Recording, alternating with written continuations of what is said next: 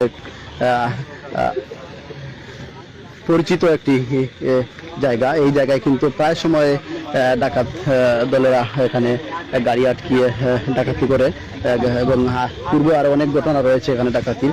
এখানে যদি আইন প্রশাসনের পক্ষ থেকে কোনো প্রশাসন আসলে এখানে দেওয়া হয় রাতের জন্য, তাহলে হয়তো ডাকাতের যে প্রবণতা যেটা সেটা কমবে আমরা আশা করছি।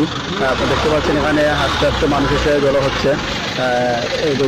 জেলা প্রশাসন বা পুলিশ প্রশাসনের উপস্থিতি আমরা এখনো এখানে লক্ষ্য করতে পারছি না। সম্ভবত তারা এখনো খবর পায় কিনা আমরা সেটাও জানতে পারিনি। আসার পরে প্রতিরোধ করে তাকে এখানে ডাকাতি করা হয়েছে।